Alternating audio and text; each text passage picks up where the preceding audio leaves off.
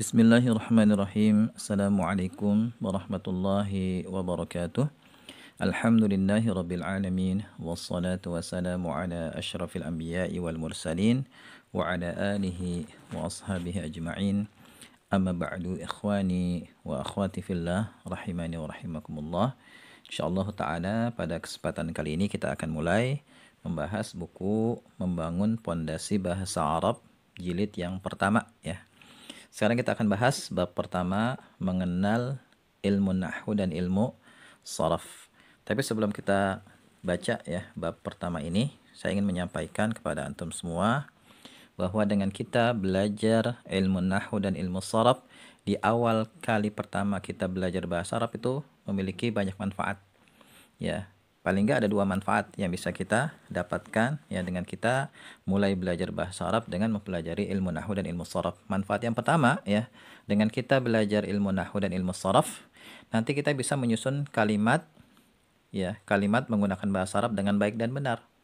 Ya, kita akan bisa menyusun kalimat dengan baik dan benar menggunakan bahasa Arab. Yang dengan kalimat itu nanti kita bisa gunakan untuk berkomunikasi ya, baik lisan maupun tulisan. Ya, oleh karena itu kalau kita ingin bisa percakapan, ingin bisa muhadasah menggunakan bahasa Arab, maka ya hendaknya kita belajar ilmu nahwu dan ilmu sharaf terlebih dahulu ya, supaya kita bisa menyusun kalimat yang dengan kalimat itu nanti kita bisa gunakan untuk berkomunikasi ya, baik lisan maupun tulisan. Kemudian manfaat yang kedua ya, dengan kita belajar ilmu nahwu dan ilmu sharaf, nanti kita bisa memahami kalimat-kalimat yang terdapat dalam Al-Qur'an, dalam hadis-hadis Nabi, dalam kitab-kitab para ulama, kemudian juga dalam bacaan salat yang kita ucapkan sehari-hari, dalam doa yang kita panjatkan sehari-hari, dalam zikir yang kita ucapkan setiap hari, itu akan bisa kita pahami ya dengan kita belajar ilmu nahwu dan ilmu sharaf. Jadi dengan kita belajar ilmu nahwu dan ilmu sharaf di awal kita belajar bahasa Arab,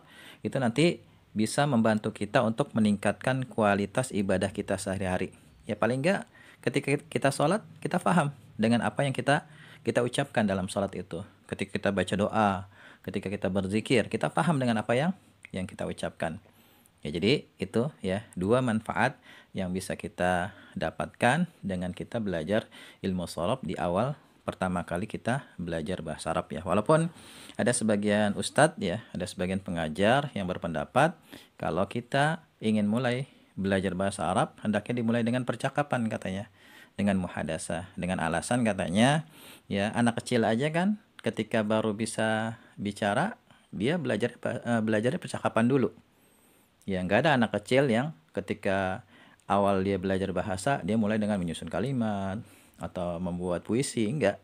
Tapi dengan percakapan dulu katanya begitu. Tapi bisa kita jawab ya, karena kenapa anak kecil ketika awal belajar bahasa dimulai dengan percakapan?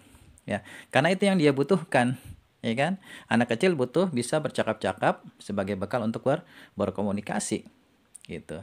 Adapun kita ketika kita sudah dewasa nih mempelajari sebuah bahasa asing, maka manfaatnya apa? Itu dulu. Kalau memang manfaatnya supaya kita bisa bercakap-cakap menggunakan bahasa Arab, ya silakan belajar percakapan. Mungkin kita mau keluar negeri gitu, mau jadi tenaga kerja di Arab misalnya, ya kita memang harus belajar percakapan untuk bekal berkomunikasi.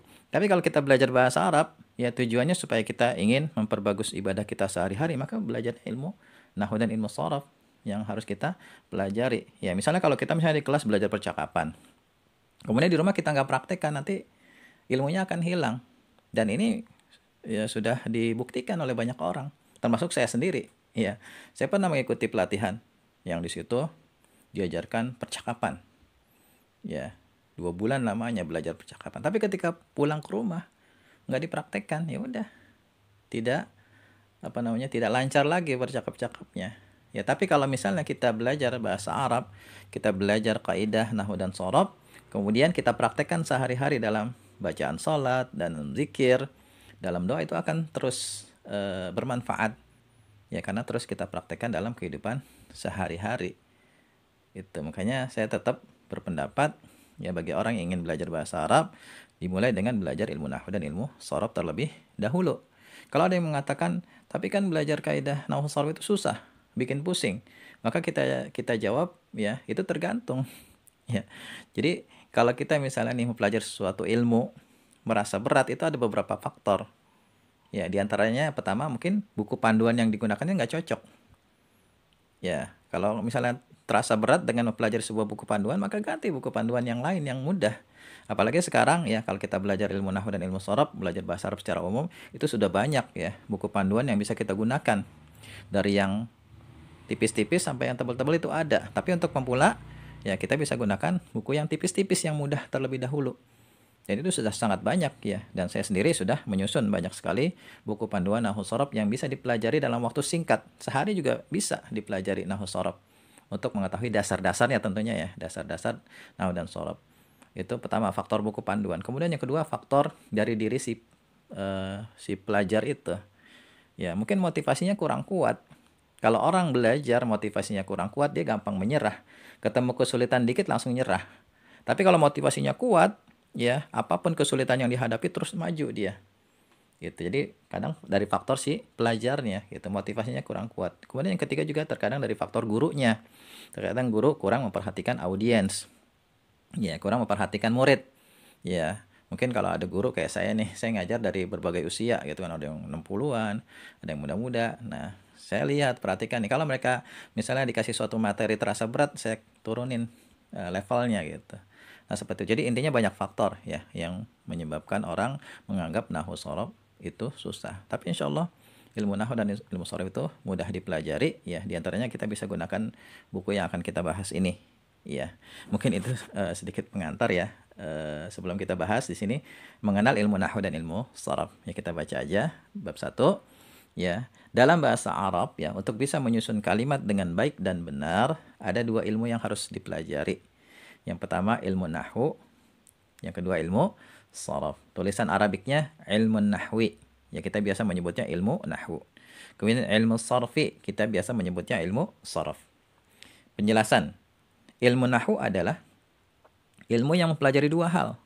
Yang pertama, mempelajari cara menyusun kata menjadi kalimat. Ya, misalnya kita punya kamus bahasa Arab terdiri dari ribuan bahkan mungkin jutaan kata. Nah, kalau kita ingin menyusun kata yang ada dalam kamus itu menjadi sebuah kalimat sempurna, ya, kalimat yang sesuai dengan kaidah bahasa Arab, maka kita harus belajar ilmu nahwu terlebih dahulu. Kemudian yang kedua, ya ilmu nahwu ini mempelajari tentang cara menentukan harokat akhir kata saat sudah dimasukkan ke dalam kalimat. Ya, sebab bahasa Arab ini beda dengan bahasa Indonesia. Kalau bahasa Indonesia, sebuah kata diletakkan di mana saja dalam kalimat, itu bacanya tetap sama. Misalnya budi, tetap kita baca budi. Nggak akan kita ubah menjadi buda atau budo. Ya, dimanapun kita letakkan dalam kalimat, apakah dia sebagai pelaku ataukah sebagai objek, tetap sama. Tapi beda dengan bahasa Arab. Ya, kalau dalam bahasa Arab terkadang sebuah kata itu harokat akhirnya harus kita ubah sesuai dengan posisinya dalam kalimat. Contoh misalnya nih, ya pada kalimat daraba, ya daraba artinya telah memukul Zaidun, si Zaid, Khalidan, si Khalid. Ya, Zaid telah memukul si Khalid. Sekarang kita ganti, yang memukul sekarang si Khalid, yang dipukul si Zaid. Maka kalimatnya menjadi daraba Khalidun Zaidan. Ya, telah memukul si Khalid, si Zaid, atau si Khalid telah memukul si Zaid. Ya, kita bisa lihat di situ. Awalnya Zaidun, kemudian kita ubah pada kalimat kedua menjadi Zaidan. Awalnya Khalidan pada kalimat pertama, tapi pada kalimat kedua menjadi Khalidun. Kenapa bisa begitu? Nah, itu pelajarannya ada dalam ilmu nahwu yang nanti akan kita pelajari. Contoh lain lagi misalnya pada kalimat al-masjidu kabirun. Masjid itu besar. Yusolli, sedang sholat, Zaidun, si Zaid, fil masjidil kabiri, di masjid yang besar itu. Pada kalimat yang pertama al-masjidu kabirun, domah akhirannya. Tapi pada kalimat yang kedua, fil masjidil kabiri, kasroh. Ya, kenapa bisa begitu? Itu yang akan kita pelajari dalam kitab ini, dalam buku ini. Kita juga bisa perhatikan dalam Al-Quran ya, lafaz Allah itu kan terkadang dibaca domah. Ya, misalnya, qul huwallahu, ya, qul huwallahu ahadun, Allahu. Tapi bismillahi, ya pada basmalah, bismillahi itu kasroh. Pada ayat yang lain misalnya, innallaha ma'as sabirin, misalnya, innallaha fathah.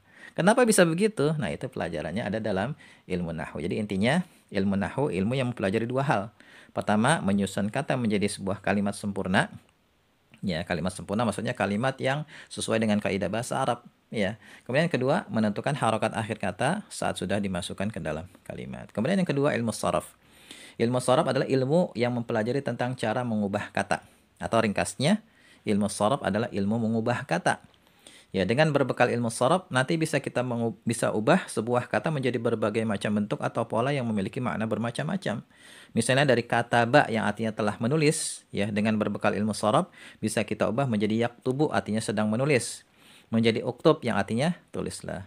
Contoh lain lagi misalnya qara'a telah membaca, bisa kita ubah menjadi yaqra'u sedang membaca. Iqra' bacalah. Kemudian contoh lain lagi misalnya daraba telah memukul, kita ubah menjadi yadribu sedang memukul. Kemudian kita ubah menjadi idrib pukullah dan lain sebagainya. Nanti masih banyak nih ya pola-pola kata yang bisa kita bentuk dengan berbekal ilmu sharaf. Jadi intinya kalau ilmu sharaf itu ilmu mengubah kata, ya fokusnya di kata. Nah, kalau kita ingin menyusun kata itu menjadi kalimat, maka nanti pelajarannya ada dalam ilmu nahwu. Ya. Jadi dengan berbekal ilmu nahwu dan ilmu sharaf, kita akan bisa membuat kalimat dengan baik dan benar menggunakan bahasa Arab. Ya, kemudian kalimat itulah yang nanti akan kita gunakan untuk berkomunikasi baik dengan lisan maupun tulisan. Dan kalau kita sudah punya modal ilmu nahwu dan ilmu sharaf, ya sudah paham ilmu nahwu dan ilmu sharaf meskipun mungkin baru dasar-dasar, insya Allah itu akan sangat bermanfaat ketika kita nanti belajar muhadasah percakapan. Ya, dibandingkan kalau kita sama sekali nggak ngerti nahwu sharaf. Ya, kalau kita sudah punya bekal nahwu sharaf, nanti mau belajar percakapan insya Allah nanti lebih mudah. Ya, sebab kita sudah bisa menyusun kalimat yang dengan kalimat itu nanti akan kita gunakan untuk berkomunikasi. Nanti tinggal ngelancarin aja ketika kita latihan percakapan. Nah, ini definisi ilmu nahwu dan ilmu sharaf ya. Semoga bisa difahami. Dan di sini ada tugas ya, tugas mandiri. Jelaskan definisi ilmu nahwu dan ilmu sharaf di depan kelas beserta contohnya. Ya, boleh meniru contoh yang sudah diberikan ini bagi antum yang belajarnya bersama guru atau bersama teman-teman di rumah masing-masing, di kelompok belajar masing-masing. Ya, barangkali ini yang bisa saya sampaikan ya. Semoga bisa dipahami. Kalau ada yang belum jelas, silakan ajukan pertanyaan di kolom komentar. Ya, dan saya harapkan antum juga kalau sudah paham berkenan menuliskan di kolom komentar saya paham atau fahimna, dan juga ya kalau bisa antum tuliskan juga nama antum dan domisili antum ya supaya saya bisa tahu nih dari mana saja teman-teman yang belajar bersama di sini, dan jangan lupa di-share ya kepada teman-teman yang lain maupun kita baru belajar nih biar kita bisa belajar bersama di sini. Demikian ya, wallahu a'lam bishawab. Subhanakallahumma wa bihamdika asyhadu an la ilaha illa anta astaghfiruka wa atubu ilaik. Assalamualaikum warahmatullahi wabarakatuh.